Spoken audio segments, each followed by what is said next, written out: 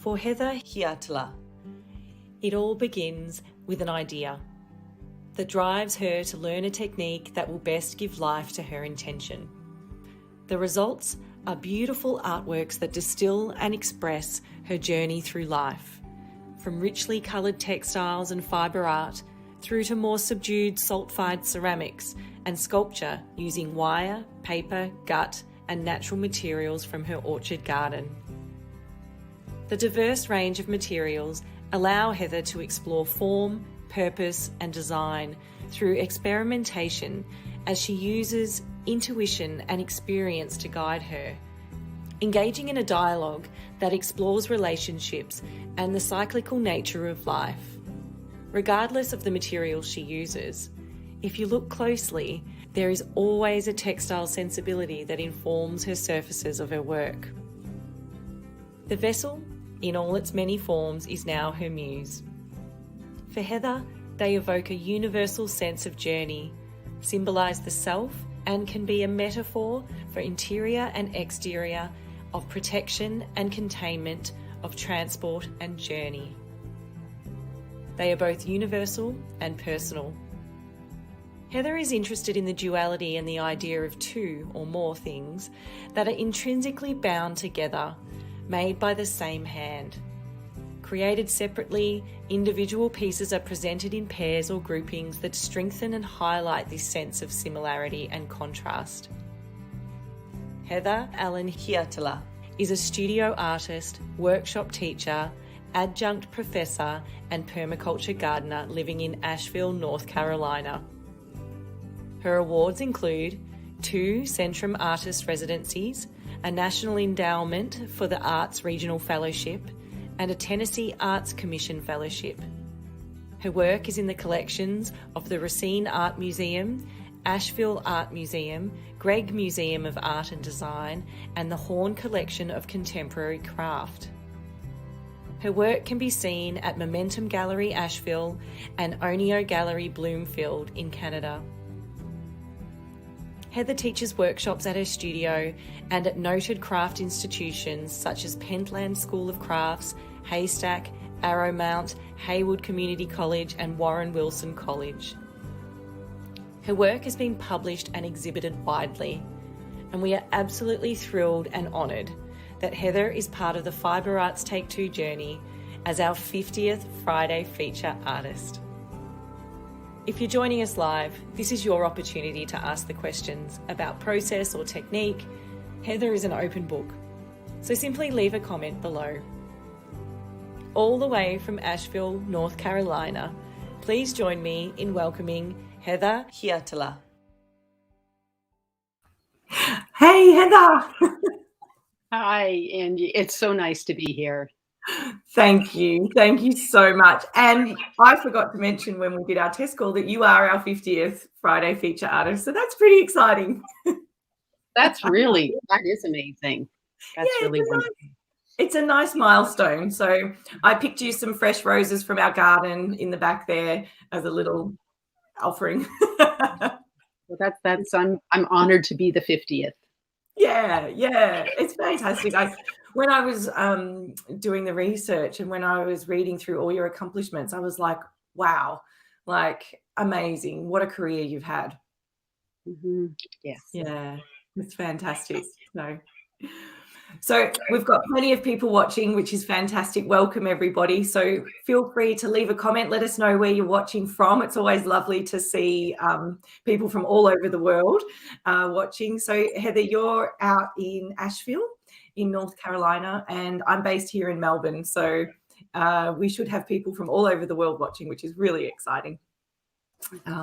And I'll be able to, thank you, Anne. That's lovely. Congrats, Anne. Yes, and welcome, Heather. Yeah, that's beautiful. Thank you, Anne. So, Heather, for people that aren't familiar with your journey into well, I guess it's really not into, it's always been. It's been written in your work in the past that your art is a journey and your journey is your art. How did your artistic journey begin?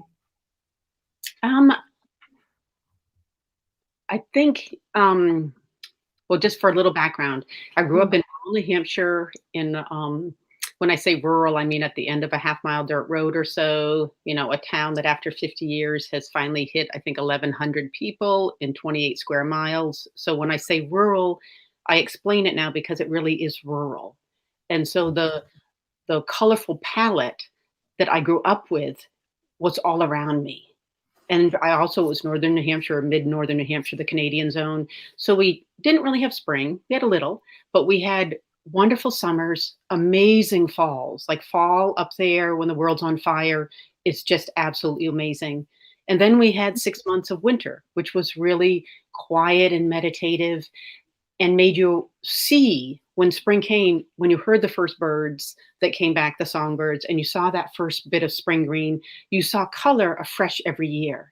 And so when I was moving into textiles, as an undergrad, well, I guess for some of the pivotal things in my life, at 16, I went to Japan for a year to study as an exchange student. I came back, finished high school a year later, then went off to college, tried to learn Japanese at the University of New Hampshire, and decided it was so out of context. I went back to Japan for a year to study the language. And both times I lived with Japanese families, amazing families that are still a big part of my life, and got immersed in their culture in a way that resonated with me. Who knows about past lives? Who knows? I grew up in a rural area that welcomed the seasons, acknowledged the seasons. The Japanese culture is so in tune with the seasons, so in tune even in cities with the rurality or the seasonal nature. And so I fit really well in a way. I also had double jointed knees, so I could sit on the floor easily. But those were influences that I'm not sure I realized at the time, but I came back, I finally finished, I took a long haul undergrad. I took 7.5 years. But at one point, I guess I realized in reflection, often you do things and you see them in reflection for the pivotal sort of, or how your mind works. And so at one point I was working in painting, learning about color. No, I started out in sculpture, my professor was questioning why I use color. So it's like, okay, I'll go study painting to understand color better. Then I had a paintbrush. I didn't like having a tool between me and my material. So it's like, okay, maybe I should put the color in the form. So I went out, UNH had an exchange with San Diego State. So I went out to San Diego State because there was a professor, I forget his name, worked in cast acrylic, and they had an industrial studies program. So I could study all the technology behind plastics. I tend to like to know how things work. So I learned vacuum forming, compression molding, all that kind of stuff. But I also learned all the environmental ramifications to plastic. So I went out there, I explored what this idea I had. Okay. And then I could cross that box. That didn't work with my own values and ethics. So I came back, continued in painting, got a grant to work in Plexi a little bit after I got back, was actually one of the first students to get an undergraduate research opportunity grant in art outside of science. Wow. So that was just something that taught me I like to write. And so just lots of things, but that, I came back. And so my undergrad was in painting, and I was starting to collage fabric onto the fabric as a substrate. I also was printing, and I'm not sure, I think it might've been a teacher I really liked. And so I got into the printing department, and I ended up printing on fabric. And so that was sort of a natural progression with all those things to try, and going back to why I went to California to study plastics, to work not with paint, but with dyes and work with fabric directly. So I went on to get enter the program at UMass Dartmouth in textiles. And that's where I really got involved in color. And the work that you have starts with that period. I also had grown up in a very old house. We only had lift latches, no doorknobs. And the front part, the original part, had hand-blown glass windows. I mean, there was a very shaker, unadorned, simple, a wonderful aesthetic, but also very beautiful wood, a wonderful sense of history. And then I moved to Bedford, Mass, and I lived on the 3rd floor on this place. And it was just really, it had quirky architecture. It was on the historical register, but it was just an apartment building, because it was New Bedford was near the coast. It was left over from the Dale of the whaling industry. I mean, it had been a working fishing port for a long time. So there was so much history there. Wow. And so if you would like to put up the two of the quilts that are colorful, that would be to what I'm talking about. So this is the first in that series. This is looking out the bedroom in the place at, I think it was 31 Mount Pleasant Street. And my bedroom was here. And so the floor has this funny sort of blue and orange area. And that was because the outer edges of the room had nice wood and the center of the room had cheap wood so that they would put a carpet over it. Ah. I thought it was just interesting because it was built into the floor. It wasn't, it was, but I also had these two doors that opened to the same space. And there were all these doors and windows. And I tend to draw my environment. In my undergrad, I worked with really sort of very intimate sort of series that was really out of my environment. And I also had a time when I worked with John Hatch. I had two really, I've had a lot of very important people in my life, but Winslow Eves lived down the road, was a sculptor, and I worked with him as an apprentice, and I could walk. Nowadays, you'd never let a kid walk 3.5 miles on country roads, but I biked back and forth and worked with him all through high school. And then when I went to college, John Hatch, they were colleagues, knew each other. He once gave me a couple independent studies and just said, I was going through some stuff at the time, and he said, just bring me work. That's the only requirement. Every week, I want you to bring me something. And that was the first time someone had not, at that time in my life when you're taking classes, they hadn't told me what to paint. Yeah. That was the first time when I looked, I think, to my own life for inspiration. So if you want to talk about my life, my art is the journey. That was the beginning of not looking outward, but looking inward in a certain way to my journey for inspiration. And so, so I was in textiles, and often I work a lot with journals, and often whatever is coming up is forecasted in the journals. And so I had started drawing little quirky spaces at the house I grew up in and at little different places, just odd staircases or different things, a funny doorway, a funny idiosyncratic things you couldn't build nowadays, but were left over, his sort of historical architectural artifacts. And so I don't remember exactly the first, whatever, there was something that made me want to make it, because this is a bed quilt, that big image, that's a big bed quilt, because that was supposed to take the architecture that was around you and put it on a bed and envelop you. And it might have been actually, I had two housemates, Hannah and Julie. They were ahead of me. I'd entered in December rather than September, and they were reading Bachelard's Poetics of Space. And I loved that book, even though I didn't need to read it. They didn't really enjoy reading it for class, but I fell in love with his ideas. And there's one of his areas, he talks about space expanding and contracting in your memory, or I'm not sure exactly, but it really made me think about space in a different way. So this quilt, which was architecturally and visually on the wall, very concrete, could fold and become malleable and, just sort of fold into itself because it was flexible. Yeah. So, so that contrast of the image on the wall and sort of the drapability of it, or the dissolving of that imagery into something else, that idea of 2D on the wall and something 3D, that contrast has always interested me. And so one other, if you could put up the image with the flowers in the staircase. Yeah. So at that time, I loved color, and the staircases were sort of about this emotional aspect. And so every textile piece I ever did was based on some aspect of nature or a bouquet of flowers. And that's where that intense color. And this is one series that I did where here's the bouquet of the flowers. This was done at Penland School of Craft. So there are the flowers and the color palette that influenced the architectural rendering.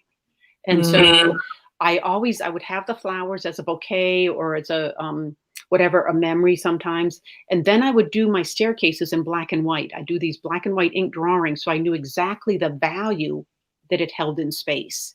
And then every color has a value and I would use the colors of the values of the colors to help create that space, so that if you took a black and white photo of my architectural pieces, they still worked. And that's partly what gives them the strength of how much space they create, is because the value of the colors reinforce the space. And that's painting background that comes back into it, because it's all about value and tonal value and colours. So, and you probably know of Cass Holmes, but she talks a lot about that as well. She started off as a painter and then moved into textiles, and she talks in a very, very similar language to you. You know, it's beautiful actually to see that sensibility, that painting sensibility. I loved something that caught my ear was when you said you were studying painting and sculpture, but you didn't like being separated from your work through the paintbrush. I just thought, wow, that I'd never thought about that before, when you're actually working with textiles and obviously now clay, that you are so connected with the materials. Whereas there is a separate, I mean, in traditional painting, using a paintbrush, of course, you can do it in other ways, but that was fascinating to me, how that sort of led you to want to be closer to your work. It's absolutely amazing to think about. Yeah, and I think people would resonate with that too. Textile artists would resonate. Yeah, having that tactility, being able to hold the work, being able to, and you were saying about your quilts and as you're making them. I suppose I've never made a quilt myself, but I suppose there's some hand stitching, and the work drapes over you as well as you're working with it. So it's almost, or is it different? Is it on the machine, or how? Well, some of it was machine, and later I actually had a woman that when I moved here, she quilted them on a long arm, but a lot of it is hand quilted, but a lot of it is quilted flat. I never had a quilting frame or anything, but it was often quilted flat on a table. Yeah. So it wasn't draped when I was working on it. Yeah. But I did do a number of scarves that were the same architectural, that you buttoned on the wall and then unbuttoned them, and then the architecture enveloped you. Oh, wow. Yeah. Beautiful. That's so great, Heather. I'm going to check on questions and see. Fantastic. We've got heaps of people watching, which is fantastic. Thanks, everyone. Oh, thanks. What a great point. Being a textile person, I have this connection. Yeah, fantastic. Rhonda's here from Sydney saying hi. Fantastic, Rhonda. Nice to see you. Yeah, it is so good to see works that we've never seen before. So it's fantastic. You've got Paul Anderson here. Very special people. And Francie. Hi, Francie. She's one of our friends here from Australia. It's always lovely. She's so wonderful. She was a student of mine a long time ago at Penland. She's a dear, dear textile artist, a fellow friend. Oh, well, lovely to see you, Earl. Thank you so much for joining us. It's so great. So yeah, plenty of people. But we'll keep moving on, because I know I've got lots to ask you. Now, talk to me about rugs and weaving. So you actually wrote a book about weaving contemporary rag rugs. Now, I'll show the cover.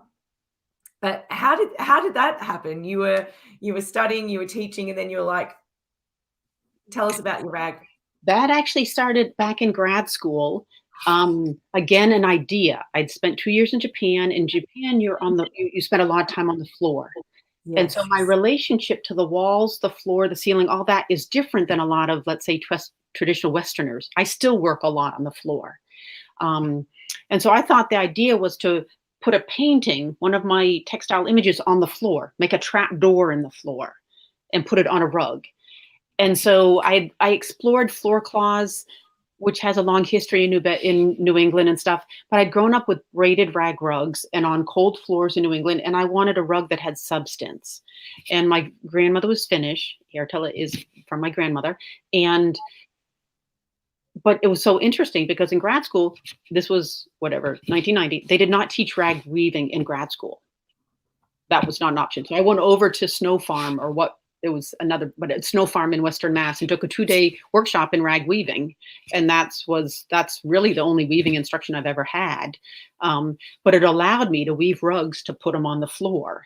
And then I was working also at that time where I was beginning to not piece anymore, but to have that sort of that bachelor, that space that was questionable, whatever. So I would have a surface that could be pieced and everything and have all kinds of different fabrics. And then I used thicken dye to paint the image. So the construction did not create the image. So when I was working with the rugs, I wove these rugs and then the image is painted on with thickened dyes and then steam set and all that. And so, but the interest in the book came. So, okay, so I'm in grad school trying to defend these rag rugs. And I mean, rag rug is sort of like your dishcloth, a dirty word. And especially at that time, you got to remember that this is 30 years ago. Right now, we're a lot more interdisciplinary. But so I'd gone to I graduated, but I had nothing to defend myself when I was defending to my committee. I had a number of these as part of my thesis show. And so then I went off to Tennessee to the Appalachian Center for Craft for a 2-year residency. And in the middle, either the first or second year, I went up to Minnesota to the Handweaving Guild of America conference.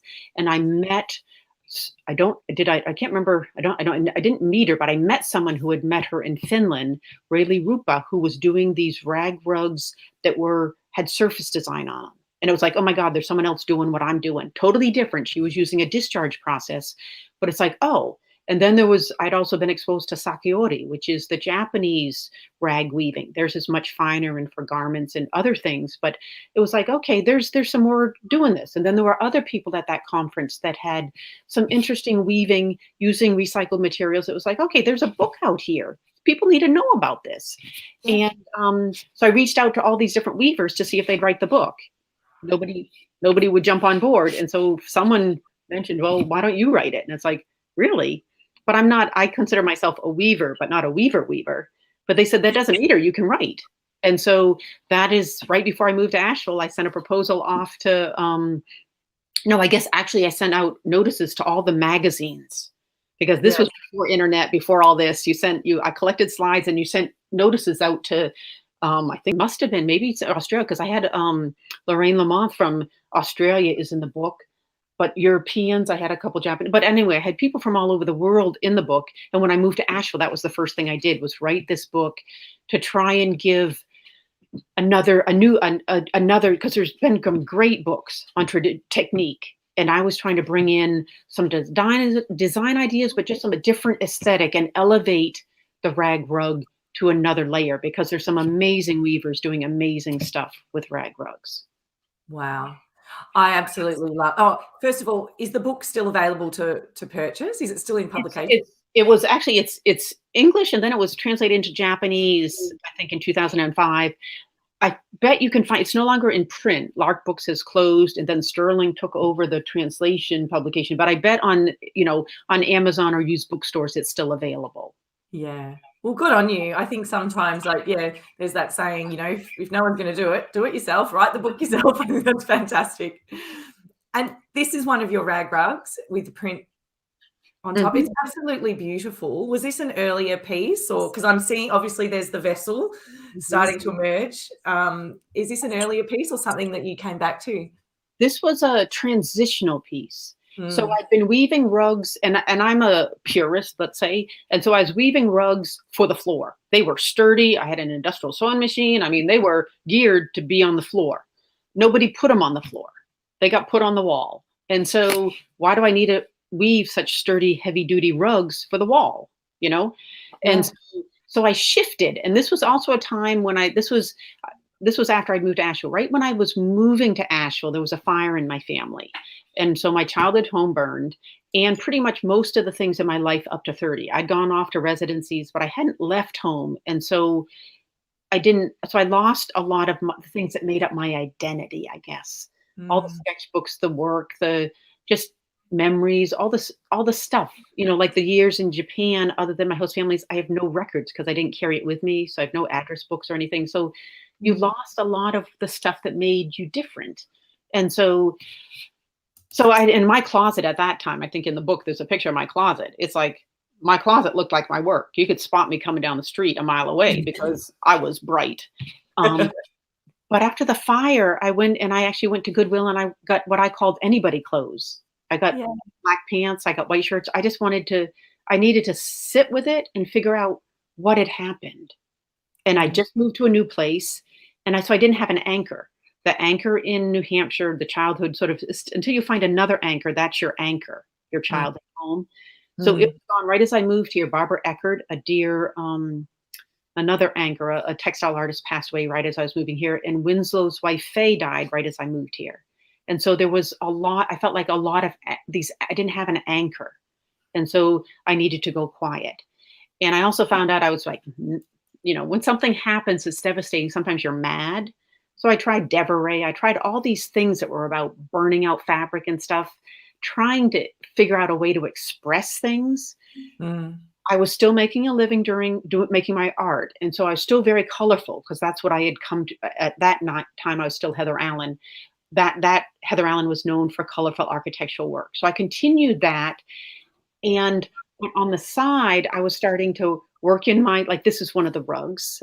It was based in this crazy place in New Bedford, 64 Mechanics Lane, where there was a spiral staircase that went to a traditional staircase. Crazy. And then it's based on the color palette of the Bird of Paradise. This is another piece where all the fabrics you can see are all pieced together, and then the image is painted on so that the patterns in the fabric don't adhere to the visual image, because it's the fabrics patterns have nothing to do with the image, because it was painted like superimposed with dyes, which are transparent. I didn't mean to break your train of thought there, but when you were talking about the colors, I thought it'd be nice to put up some of the colors, and then I love color. Yeah. But whatever. But I also, my work is I feel very lucky that my work is sort of my anchor, or the ballast that helps me figure out and go forward through life. And so if something happens to me, my anchor or my ballast has shifted, and I have to figure out how to get it back, back balanced, back righted. And so over time, it was that I needed to let go of the color. After the fire, I went and I borrowed my mom's camera, and I took pictures of everything, just as a way. I guess that's how, as an artist, I took pictures, roll after roll. And then I came home, because I was moving to Asheville right at that time. And then quite a few months later, they found these rolls, my sister and her, and they developed them. And it was something that it wasn't beautiful, but it made them see the fire through my eyes, and how there was beauty in the pattern, in the isolated textures, it was weird, but then they sent them to me. And that, I think, coincided with all these things. There was I needed to process this, in my bedroom. Still, I have a jar of ashes from my bedroom. It's like, it was just, it's one of those things. That's why I had to figure out a way to process it. And so the stairs, the color started to go away. And when I had gone back in college, I'd gone back to Japan. And after that, I'd taken off a semester and gone through Asia and Europe and backpacked for 7 months or something. And so in those early sketchbooks, there were some things where things were starting to shift. There were little snippets or anything that things were just shifting. And then later, I took another trip when the book, I'm going to chronologically, these are going to get mixed up a little, but in 2003, I went back to see my host families, and that's when the book was translated into Japanese, Weaving Contemporary Rag Rugs. Wow. And so right before then, I'd written an article for Surface Design Journal, journaling in my creative process. And sometimes when I write, I figure out things that have been in my subconscious, but I have never actually realized until I write them, until you type. And then somehow it's like you're staring at yourself, but in a different form. And so that article, as I tried to put down how I use journaling in my creative process, it made me realize how important they were. And it's like, oh, damn, I should spend more time on them, or I should give them a little more time. And I was headed off for this trip, not this one after college, but this one was a book signing trip where I was going to go. I went all the way from Hokkaido down to Kyushu, lecturing about rag weaving, because there's a big tradition in Japan about sakiori. And so at that time, I also, on that trip coincided with another trip I took with a surrogate father before he passed away. And there were these staircases. I was still working with staircases, but the staircases sometimes had gotten a little more abstract, a little, because they're always drawn out of reality. Then they're drawn from memory, so that they're never they're never trying to represent reality. They're trying to represent my impression and my feeling of that space. And so there were a number of times the canals in Kyoto, in the Seine in Paris, in Venice, where the stairs came down to the water, you know? And so it was like, I don't know, somehow something shifted. And I had also begun having trouble. You know, sometimes you know, that little Ever-Ready battery, we have these Ever-Ready batteries, and the little rabbit just, you know, I don't know. But okay, I felt like I was like the Ever-Ready battery, and my battery was running down. And I needed to do something. And in this case, I'd started out in the 3D. So I went back to a local ceramic center. I'm still working with textiles as a job. And I started just working with clay, with hand building. And the vessels is what came out. And I gave myself 5 years, turned into 7 years before I did anything with them. I would just do these independent studies. And I had a friend who was salt firing, so I did some salt firing. And that was helping to process the tears. We're still going back to me trying to figure out a way to how to make peace with that firing or the loss, all this stuff. And so I first got into salt firing because of the salt is the tears and loss. And that worked. And then I started exploring wood firing because that's actually more directly related. And I wanted to make words that could survive a wood fire. You know, when we were going through the ashes of the fire, I'd already been working with words. You know, I silk screened my thesis onto the textiles that were part of my thesis. I wrote on my car. Upstairs, I've written on my walls. I wrote on my ice skates. I write on things. I love to write. On surfaces. And so when my sister and I were going through the ashes, I was the one who found the recipe box, and it was a big old steel, old-fashioned recipe card box. And I opened the lid. And for one moment, I saw the recipe cards before they dissolved into ashes. And that is one of those things in your life that is a moment I'll never forget. And it was so powerful for all the words that were lost. The recipes, the books, everything, but the words were lost. And so I sort of got into wood-fired ceramics or the salt-fired ceramics so that I could write words. I could make something with words that could survive. It happened to be that I was working with the vessels, and that seemed to fit, you know, this journey. The journey, you were on the stairs for decades, then you jumped down the stairs and you got on a boat, and now you're on a boat for the journey. And so it also, I think, the fire, when you have something that's really profound, you're not the same. When you go up and down stairs, there's a certain reality, gravity. Each step you take, you're so aware of it, or you should be. You know, you're just grounded. When you're on a boat, it's different. You know, you're airborne or weightless in a way. And I'd grown up in a 3-canoe family. So we had 3 canoes, 6 people, 3 canoes. We had sailing dinghies and different dinghies. We had small boats. And then we had a larger wooden sailboat that we sailed up and down the Maine coast in the summer.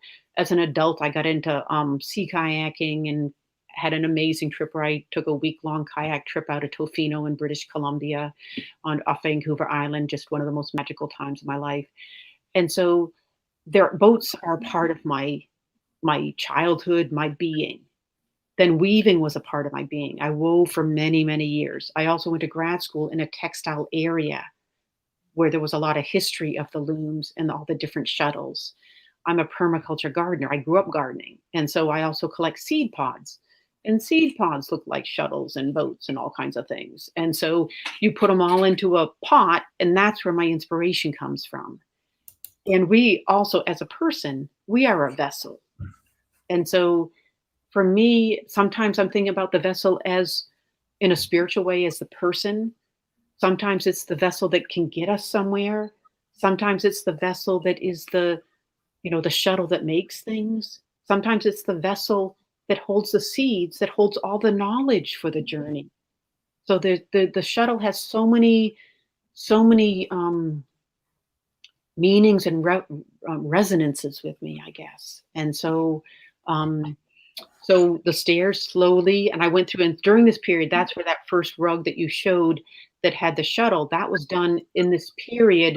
That was where I was, and I still work with this form and the vessel on the textiles. And I have a feeling I'm going to return to it more in the next year or so. Mm. And so this is where all the fabrics for this, when I was weaving rugs, I was a traditionalist. And so these were bed sheets that I forget, someone, mother died or something, they found all these cotton bed sheets. So they gave them to me. I had 2 huge boxes. And since I finally had sheets or pieces of fabric that were huge, I silk screened them all with words. And so then, the rugs were no longer on the floor, they were on the wall. So I decided they should be more like prayer rugs. So Oh. all the fabrics are worded. So as I wove the fabrics, there would be this wonderful rhythmic sound of the weaving, and I was weaving all these words, all my words, into these rugs. And so it was I'll never forget, it was a very profound experience to weave these prayer rugs. And somehow when they became prayer rugs, it was about the vessel and the person praying. So I chose the vessel. And so they became more spiritual, and the staircases left. And really now my imagery is the vessel. But that was sort of that, I'd say I went through a winter period where I did a whole series based at the Arboretum where I followed the seasons. And when I got to winter, I sort of got in winter and I never left winter. Yeah. Ever since then, it's been that sort of that wintry palette. Wow. Heather, your story is giving everybody goosebumps, certainly myself as well. And people are saying it's a gripping story. Thank you for sharing it. So inspiring. And I think for me, it's just so reassuring that out of those really hard times, something beautiful can emerge, but you don't know it at the time, and you just have to let it. You just have to be with it for a while. You just have to be with it. Yeah, yeah. Thank you so much for sharing that. I'm going to come back to the glass and how that's embedded into your ceramics, but I really wanted to go back and just touch on a couple of pieces that, for me, really show your Japanese sensibility. And as you were talking about staircases, I realized that you've used color almost to make a staircase with the repetition of some boats. So we'll start with this one here, if you don't mind. Can you see that one? Is it popping up for you? Yeah. This piece here is divine. Can you tell us a little bit about this? This has a huge history. This is a piece that has such a huge history. So you can't see it, but if you look in the center, in the bottom sort of left-hand quadrant, there's sort of a shape. And that shape, and then there's another shape, I forget where it was, maybe in the upper. This was a piece at one point that I tried all kinds of devaré on, and this has been so many different things. And so then the holes of the devaré got patched over, and I patched over, and I patched over, and it was black and white, and it was a mess, and it's had so many stitching. And then at one point, it's like, I need to let go of that. I need to paint it white and just start over. And it's sort of like the way snow cleanses something. So snow cleanses, if it's a huge, huge snowstorm, it really obscures. But sometimes you have a snowstorm that is, let's say, a medium snowstorm, so you're still sort of aware of what's underneath, but it still cleanses. Snow has an amazing ability to cleanse. And so I cleansed this piece by making it white, and I turned it sideways. And then this was after, so it was like that for a while, I think. It just stood on my wall like that for a while. And then when Winslow passed, this is sort of, I work a lot now with, I've lost people that are very important to me. And so those people are always a part of me, but they're not with me. And so this is a piece that is, so there's a little on the right hand, I'm pointing. So on your right hand, there's a little vessel over in the far away. You can barely see it. Yeah. And then you have a vessel in the left-hand side that is like real. Yeah. And so it's the dialogue between the two vessels. And so the vessel on the left is the person that's in this, in this realm. And so his words are in black as though you could hear them. And the vessel on the right, the words underneath it are white because those are just thoughts, because he's no longer in this realm, so he can't talk. or I'm saying him because it was Winslow I was inspired. So then there's all this, just all this layering that this piece had already, that just seemed that it was the layers and all the stuff of life, but it's the dialogue between someone still here and someone that's crossed over. Wow. And this piece is currently for sale, is that correct? And it's up at Oino Gallery.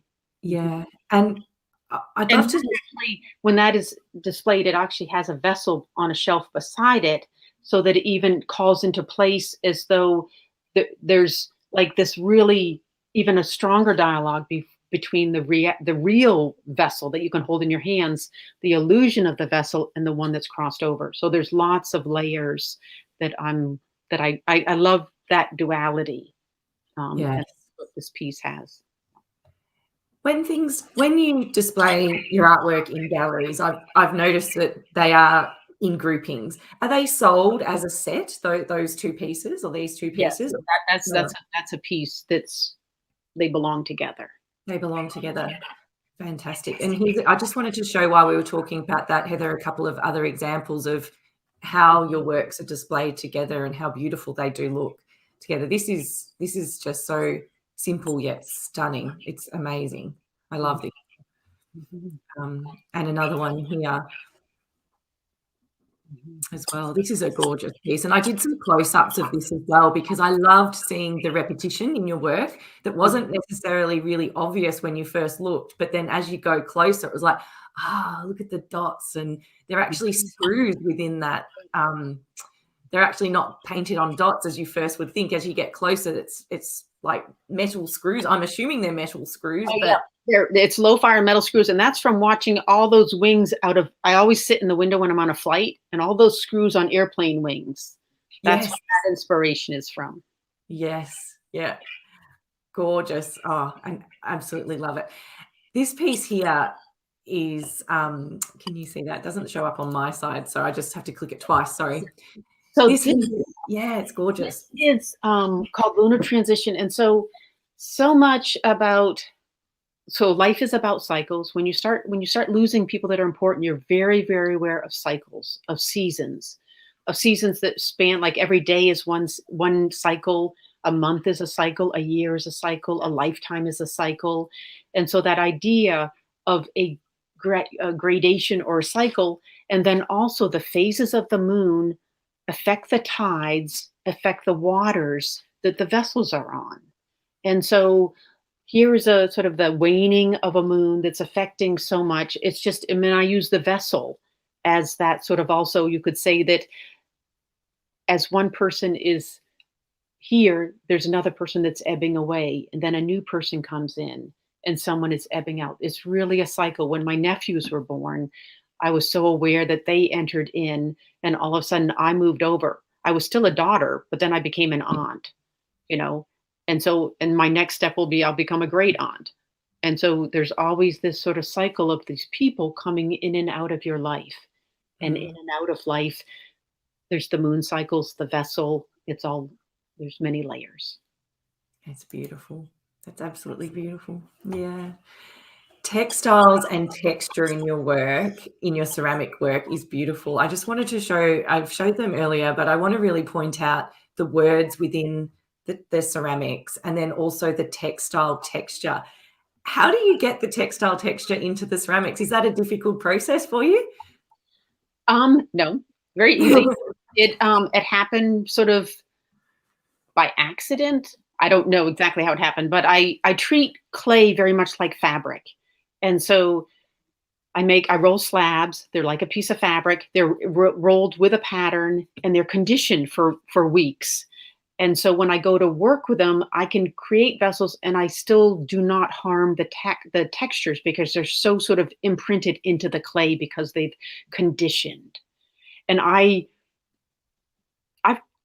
quote unquote done my time on the wheel, but that's just not mine. I'm more, I guess, the textiles, the paper. I like to work with things that are, I don't know, like I construct. Like the wire, all the things I do, I'm a constructor. And so I am constructing these. And the words, like these are the words are scratched into the clay. when I was in textiles, did a lot of paste resist and potato dextrin and scratched into the paste resists. When I was etching and doing monoprints and etchings, I scratched into my plates. I've scratched into a lot of surfaces. So that idea of putting words in a piece is partly years ago, someone asked me why I don't people my piece. There was a series where I had a few leaves in pieces that alluded to a presence. But for me, the connection to the human experience is the words. We're the only people that write words. And so if there's words written, they evoke this sense of narrative or human connection.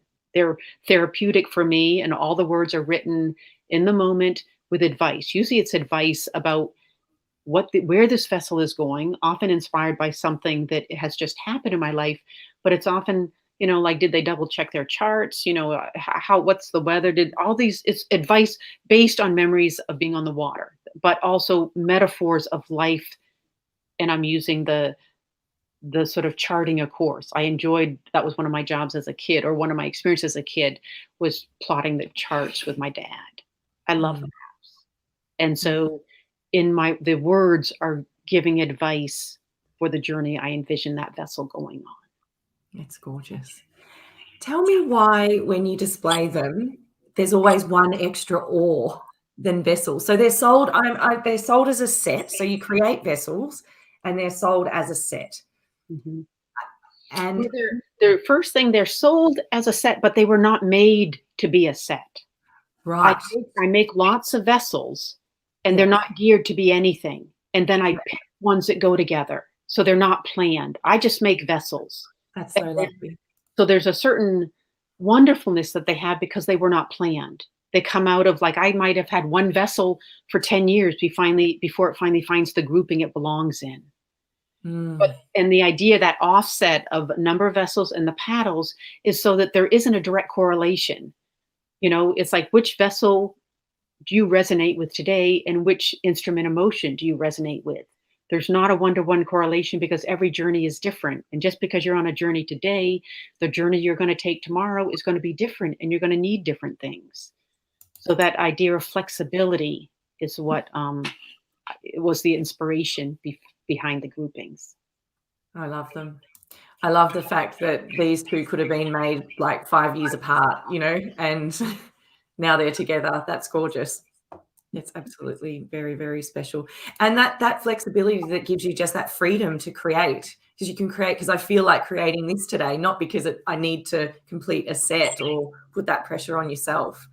Well, that's exactly. If I tried to make a set, they would look contrived. It would be a different experience. If nothing else that life has taught me, and the wood firing teaches you to let go. Life happens, and you have to let it move through you, and you have to let it go. And so I don't want to, when I was in textiles, I can be really meticulous. That is a skill. I've done a lot of replication of textiles. I'm very meticulous, but life is meticulous, but life is also uncontrollable. So right now, the wood fire really fits this dialogue I have, where I make a pretty tight form, and then I let go.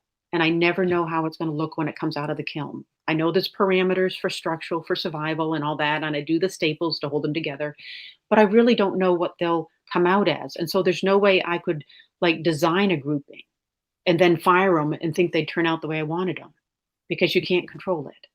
And so there's this wonderful magic. So I feel like I work with different clay bodies, and I work with this wonderful crew, Diane and, everybody at the, who is part of the wood fire kiln that I'm a part of, but I let go of it, and I just let what happens. And then out of what I get from the kiln, then I make a grouping. We spoke a little bit about, I suppose not coincidences, but I feel that there's a bit of serendipity with us. So last Monday, I started my very first pottery class.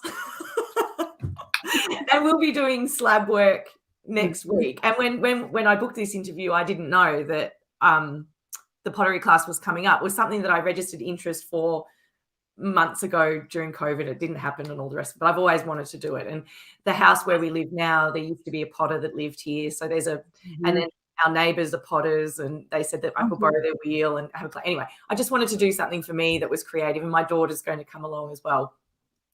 But last week, she was on camp and she was floating in canoes for a whole 4 days. So in Australia, there's a place called the Barmah Forest. It's down by the Murray River, just on the border of Victoria and New South Wales. So she spent the week just floating in a canoe. They stop at an evening and just camp under the stars. But that camp for the Year 9 student is very much about being still, being quiet, and reflections. So if you can imagine, and I'm sure you could, floating through so the river floods, and it floods through lowland, an old redwood, like old trees, big red gum trees, and they're floating, and it's just full of reflections and a reflection of themselves. And they would be floating with groups of 2 in these larger canoes. They carry everything with them. And Summer was telling me how sometimes someone would take control at the back and allow the other person just to sleep on the bow of the boat, So as you were talking about your vessels, I was like, oh, wow, my daughter's experience, like I wonder, and she's quite a lovely little artist herself, and I just wonder if that experience might come back to her one day, not from tragedy, but just from a beautiful experience. And thank you for sharing your vessels with us and the pottery. I was just thinking, wow, it's really beautiful. And I will just go back. I started when I forgot that thought, about the Ever Ready battery. That's why I started the ceramic classes, because I needed to do something for me. Yeah. And that's why I gave it 7 years, because it was not my job. Yes. I continued with the textiles for 7 years until they sort of began to overlap. But it was something that I was that Ever Ready battery, and I needed something that was just for me. Yes. Yeah. And I can see, like, when I started, we just started with pinch pots, something I'm sure kids learn at primary school, but it's a vessel. It's a vessel. As soon as you stick your thumb in it, that clay, it's a vessel. And then and our teacher was like, just make whatever you want. And I was like, I'm not, like, I like things to look nice and I like to create things I like. But I was like, I don't care. This is fun. I'm just going to just go with it. And I've just loved it. It's just been so fun not to have any expectations on the outcome. I have not put anything in the kiln yet, and I'll probably, so that will be a new experience when things maybe pop. No, they'll be fine. But journaling, I read somewhere that you said, and I've got it written next to me here, so I'm looking off to the side, but journals are your creative companions. And you have a whole library of journals. And I wanted just for you to touch a little bit on that process and that bank of knowledge that you store in these journals. And I'll pop some images up of your beautiful journals so you can talk to it. So everybody, and I would say I work with journals, but not, let's say, in the traditional sort of written, sort of keep a diary sort of, I don't leave home without it. I always have a journal with me, and my students, I teach a lot of journaling classes, different forms of journaling and creative journaling, that I don't leave home without it. And it's just, I use a journal when I need to. And so I always have it one handy to be a repository. And I have journals for different, like here you can see I have a textile swatch journal, a little pocket journal that's about words. I have journals from travels. I have journals that I take when I go house sitting. I have a journal from a conference in Hawaii. There's another journal that's just about gut and wire. I have another journal that's just a flip book or for inspiration. I have a lot of journals that have become over time my library.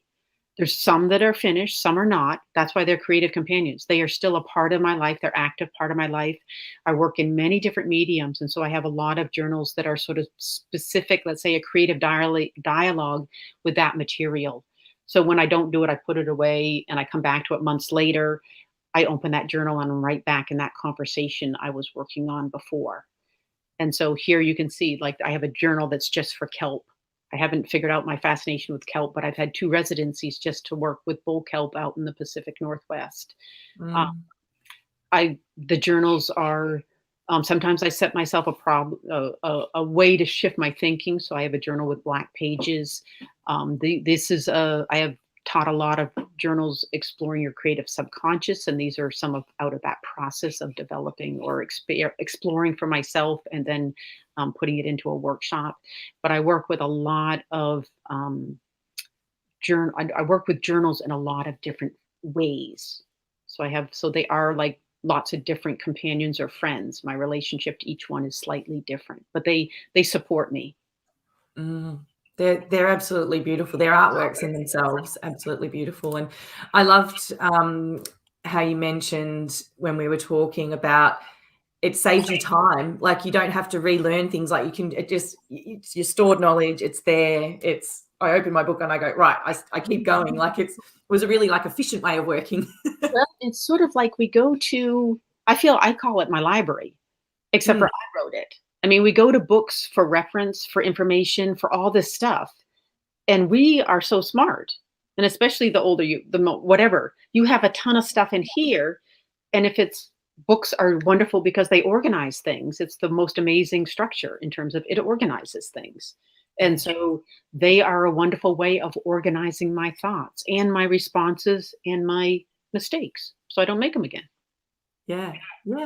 It's fantastic. It's so fantastic. What do you love about teaching? I've watched a little YouTube clip of you teaching some journaling, and you were talking to the students about the covers and the different types of covers, and it was a lot. And watching that, I was like, you're a great teacher. You communicate so well, and you were very thorough in that. And I could see, wow, what do you love about teaching? You've obviously had some great teachers in your life, but what do you love? Had some great teachers, and at one time I thought I was going to be a teacher. So I have actually almost a master's of education and explored all the different teaching and personality philosophies and all that, but didn't do the student teaching because I was really young at the time and very shy. But I'm very aware of different learning styles and different learning teaching styles and all that. So I do think that might help with me as a teacher, but I love to inspire. Teaching, it's inspiring to just give someone, sometimes it's just a kernel of information, sometimes it's a different perspective, sometimes it's just a little like, what if you, or, oh, look at that, or sometimes it's technical information that they just have not crossed paths with the right person. But it's that you give someone else that puzzle piece, that bit of whatever, so that they can put things together in a new way, that they get inspired, and that they're inspired. It's sort of that give forward or whatever. You inspire someone else, so they inspire someone. But anything you do that you make something, it's a positive reaction. It's a positive action. And so when you're teaching and you're inspiring, it's a positive chain reaction. But hopefully I'm inspiring people. That's my ultimate goal, to inspire, and in some ways, I teach a lot of some technical stuff, and also just to give them the understanding and the skills to go forward with their ideas. So it's like to support their inspiration. So some of it is supportive and some of it is inspirational. Yes. Well, having a great teacher, someone that inspires, I think is one of the best gifts that you can give anybody. And someone who's passionate about teaching. I know when I think back to my childhood, there's a couple of teachers that really stick in your mind, and you go, yeah, like I loved Mrs. Cuthbert. I went to her wedding when I was a little kid, like, and there's others where you just go, I don't even remember them. I don't remember many. So I think that you would be a very, very memorable and inspirational teacher to work. Thank you. Thank you. I enjoy it. Yeah, and you've really, really inspired people today. And I guess the role of a great teacher is almost to make themselves obsolete in some way. So, you're teaching, you're imparting that knowledge, giving that inspiration, but you've kind of got it like a vessel, you kind of got to let it go on its own path now. Mm-hmm, mm-hmm. Yeah. Yes, I would like to hope to think that I've set a lot of vessels out there in the creative realms. Yeah. Oh, that's gorgeous. Another thing that we have in common is that we have a sculptor that lives quite close to us, and myself and my daughter have had the chance just to go and work up in her studio. So she's a huge mosaicing, like when I say huge mosaicing, I'm talking like 30, 40, 50 feet in the air that spin with the air, like work, like stuff that is just beyond what you think is possible for one human to create. And she does it. She's amazing. And we have that, a good like Winslow, you know, we have that opportunity to go up there and just spend time with her, work in her studio, you know, cut glass.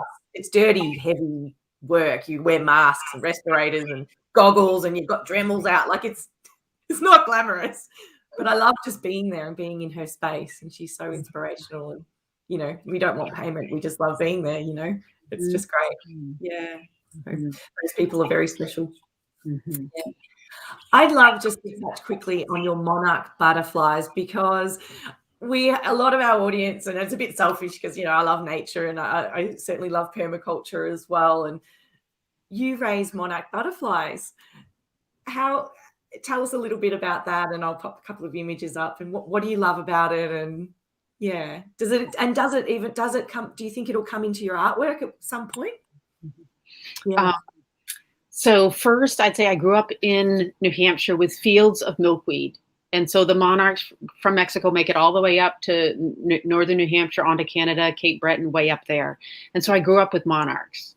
I have my first journal I ever kept. I don't have it because of fire, but it was in second grade, and it was a whole journal about the evolution of a monarch caterpillar to a butterfly in big, big scrawling handwriting.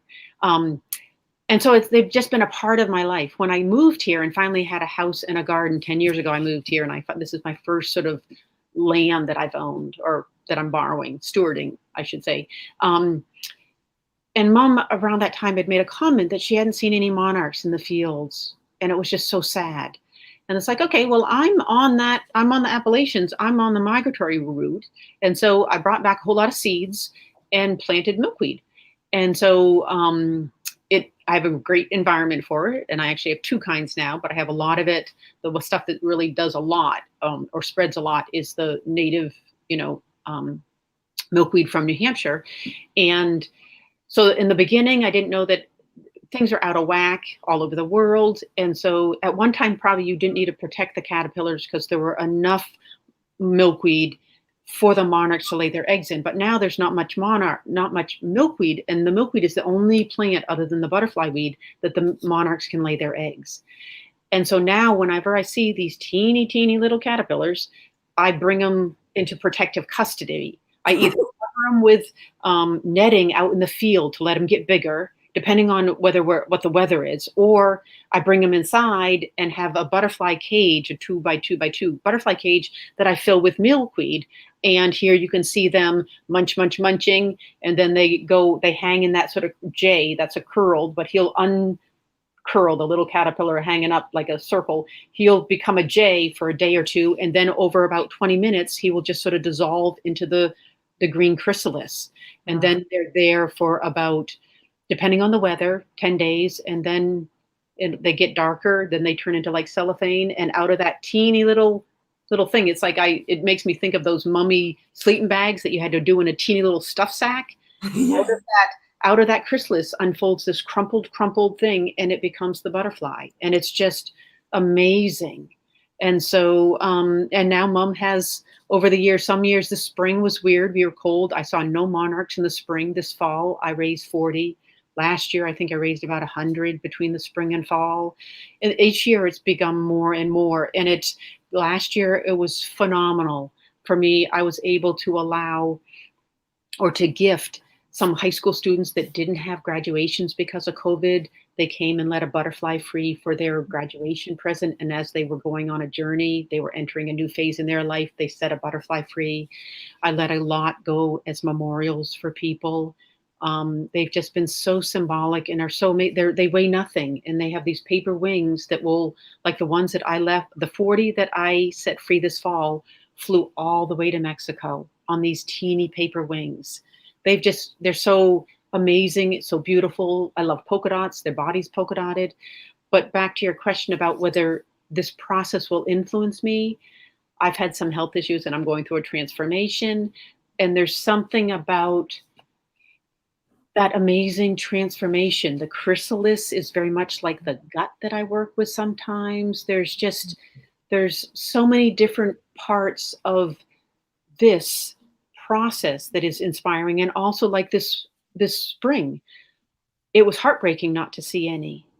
And it was like, well, they must have known, because they are of the natural they are tied into the ki or the chi of the planet. And so they must have known to go out of the mountains and go further south. They must have known to go to the Piedmont, that it was too cold here. Because we had crazy, I don't have any persimmons, I had no pears. We had crazy late frost. We were way colder than New Hampshire. It's cold here too. It was bizarre. But anyway, but then they were back here this fall. So it made me feel like things are back on track and that they're just resilient. But they have become so symbolic, and so the people that I've had come and experience and witness it, it's meant so much to so many people. And now I have a number of people. I've given lots of milkweed away, and I have a number of other people that now know to take them into protective custody. So as many caterpillars can make it all the way to be a butterfly, because there's parasitic wasps and things that will eat them when they're really little. Yeah. And that's why we bring them into protective custody. But yeah, I love that. I giggle when you say that because it sounds funny. Yeah. Well, what a beautiful job you're doing, and what a gift you're giving to people. And that's beautiful about the graduating students. That broke my heart the last couple of years. Poor year 12 and year 11 students that, university students as well. It's that's tough. There's so many people have missed out on so much. So thank you for giving them a little gift like that. Special, very special. Heather, we've been going for over an hour, and I've got a couple of last questions for you. It's just been absolutely riveting. We've had a great audience the whole time. So if you've enjoyed it, please leave a comment for Heather, and we'll pop them all up at the end. But Heather, you've had such a huge career. Is there one or two in particular things that you're most proud of?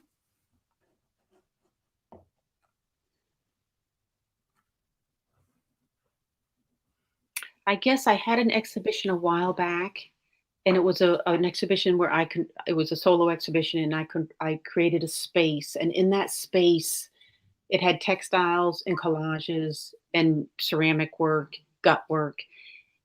And the response was that it made people quiet. And I think, and I work in quiet. When I'm working, I work in quiet. But our world is so busy, and it's so whatever, that I would love it if my work could help to create a pause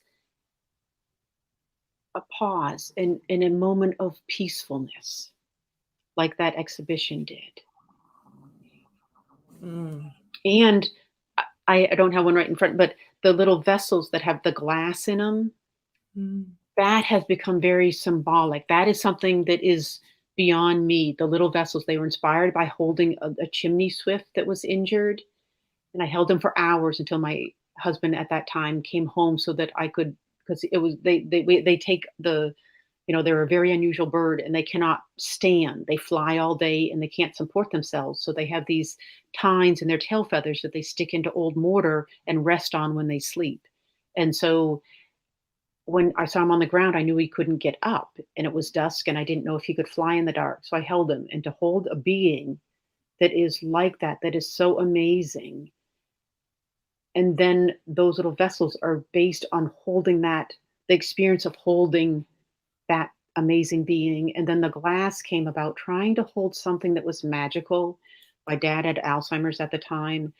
And when you look in someone's eyes, there's a sparkle, even if, like, he didn't know me, but he was in there somewhere. That energy and that spirit, the bird, all these different things are something you can't hold on to, and you can't hold on to light. And so the glass captures light, and it's everyday glass. I break up, and then it gets refired in the wood fire. And so it comes out, it has cracks. It's remelted, but it has cracks, so that it's beautiful, but it shows the cracks of the new process it's been through. But it captures light, it captures spirit. And again, sort of like the monarchs, these little vessels when people hold them, they become meditation vessels. They become vessels that help to ground someone when they've lost somebody. They've been memorial vessels. They are something that is beyond me. I may have made them, and they were sort of the gift the bird gave me, but they're beyond me. Their purpose and what they give in this life is beyond me. I'm just the vehicle that makes them. That's absolutely amazing. To give people the gift of stillness. Thank you. Especially in this day and age. Especially. Yeah. Before we wrap up, Heather, are there any last sort of thoughts or anything you'd like to share with anyone? You've shared so much and been so generous. But well, I know that sometimes you ask people about a quote. So this is a quote that is actually in my weaving book, but it's from a dear friend of mine that I haven't seen in many years, but we're back. We're friends on Instagram now. But this is Bhakti Zeek. She was up in New England when I was in grad school. And I've had this quote on my wall. I wrote it on the hood of my car once. I've had it many different places in my life, but it, I think, captures so much. And so Bhakti, hopefully you will not mind that I'm passing it on to others. She says, "For me, the path and the process are more important than the outcome. Change, moment to moment, breathing in, breathing out, warp up, weft down. Their intersection is the present."